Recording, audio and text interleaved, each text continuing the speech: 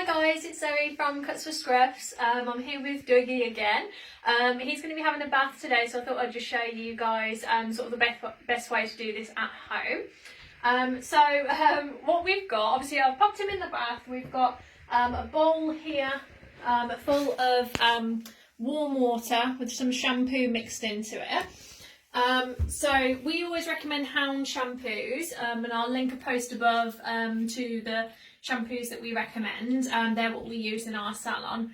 They're all sort of vegan, organic, natural shampoos, so they're really good for their skin. So I've mixed it in with the bowl. Reason being, a lot of people ask sort of why the shampoo doesn't lather up very good at home.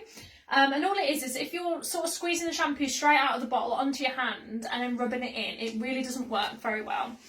So the best thing to do is get it mixed in with the water first so that you can lather it up on the dog afterwards. Okay, so what we're going to do, no need to wet them down first, we can just get the shampoo straight onto the skin in the water. Here we go, Bobby Woo. You're being a very good boy, aren't you? Yeah. So the best thing to do is to make sure that you're smoothing the shampoo onto their coat.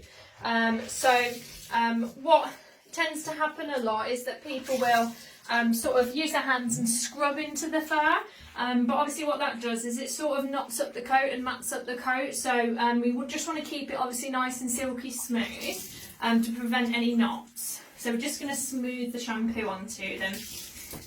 I know, Dougie, well, you've been a very good boy, aren't you? Yeah. Obviously we want to make sure we're getting in all their little feet, in their toes. Find your belly underneath. You're gradually getting further away from me, aren't you? Obviously, if your dog just has facial hair, you do want to get that clean as well.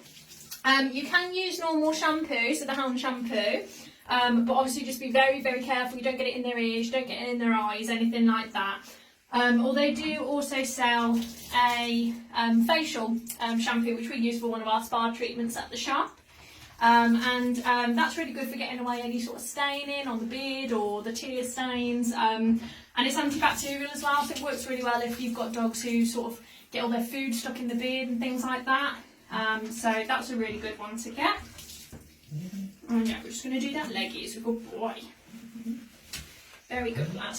I'll come around this side, shall I? Good boy. So smoothing it onto their coat. Something we get asked quite a lot is sort of how often to bath your dog as well. We tend to say every week to 2 weeks is usually about enough. People do sometimes worry because there's sort of an old wives' tale about bathing your dog too much sort of strips the the oils from their coat. But it is just an old wives' tale. As long as you're not bathing them sort of every day with, really strong scented shampoos that sort of do, they're not very natural on them. Obviously we don't want to be doing that, but if you're using sort of a natural medicated shampoo, every week or 2 weeks is exactly fine. Obviously it just depends on the sort of coat type on your dog as well. If you've got a longer coated dog, you're going to have to bath them more often. Or if you've got a dog that likes running in fields and getting nice and muddy, obviously you're going to have to bath them more often as well.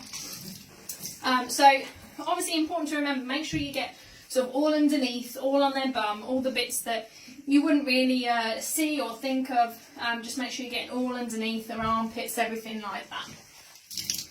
And there we go, Dougie Woo. So that's your shampoo done. I know, we'll just pop the rest over you just so you smell really nice. There we go.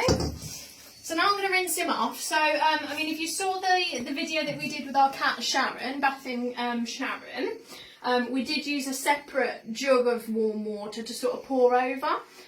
With dogs, they do tend to be a little bit better with noises. So you can use a shower head if they're happy for you to use a shower head. If not, obviously watch our cat video to see how we did it with the jug and the warm water. So if you want to stay there, Bella. I'm going to turn the shower head on.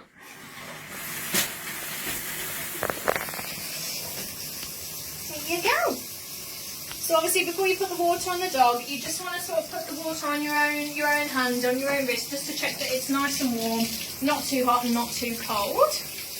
And then we're just going to rinse all that off. Oh, I know, good boy. Now, if you put the shower head closer to their skin, it's usually a lot less scary than it is if you're doing it sort of from all the way out here, because the noise is a little bit more intense and they don't really like the feeling of it. So closer to the skin is always better with the shower head. There you go, Baba. Oh, smelling good now, huh? So we're going to do all the body first. Good boy. Obviously making sure to get all underneath the bum, all up into the groin. Every sort of inch of the dog needs to be nice and rinsed. We don't want any shampoo sort of left in there, because that is when sort of dogs will start getting skin irritation. So you want to make sure that all of that gets rinsed out. And then the last thing I tend to do is their ears, only for the fact that they're going to shake as soon as you get their ears wet. So we want to do that as the last thing that we're going to do. That's a very good boy, Dougie. And obviously again, make sure you're getting the inside of the ears, underneath the ears, any areas that you've put shampoo, you want to be rinsing out. That's it, Bubba Woo. The top of your head as well. And again, when you're doing the ears, just be careful, always keep your hands sort of on this bit at the top, just to make sure you don't sort of spray water directly down into the ear as well.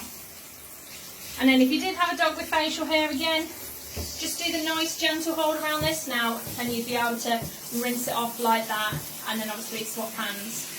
Whee! And do the other side as well. And there we go, Buggy. All done. Let's take that off.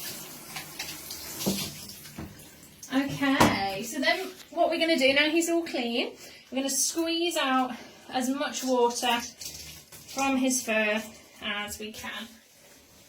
Look at you, all nice and warm, huh? And squeeze all the feet, all of the fur, all down your leggies, and the other one, and the tail. There we go. So now I'm just going to show you guys sort of how we would towel dry a dog. So this is a thing that a lot of people do as well. So with matting, if you go in sort of with your towel and start like scrubbing on the fur like this and really playing with it and having a go, it's going to sort of knot up the fur and mat up the fur, sort of mix it all together, and it's going to get quite a lot of knots in it. So again, we want to start with a towel and we just want to smooth over the fur like this. Almost like you've just done with the squeezing, to squeeze the fur out. You can do it again, but with the towel. There we go, I know. You're being very good, aren't you, Billy Woo? Yeah, very good boy. And obviously, you know, with Dougie, he's shorter on his back, so we don't have to be too careful with that area, because there's not a lot of fur there. Not really going to mat up too badly.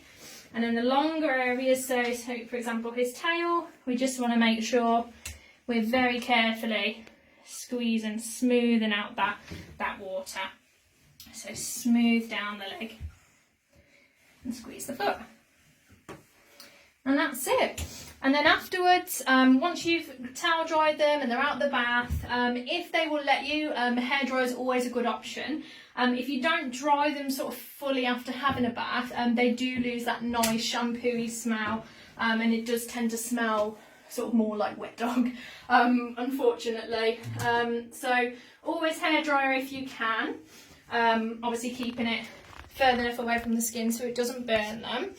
And then once they're dry, you also want to make sure that you're brushing them all the way through. If you have a look at our other videos, we've done one on brushing a dog and your cat as well. So just make sure you give them a real good brush through after they're dry, just to make sure that you haven't got any little knots in there, so they're nice and silky smooth.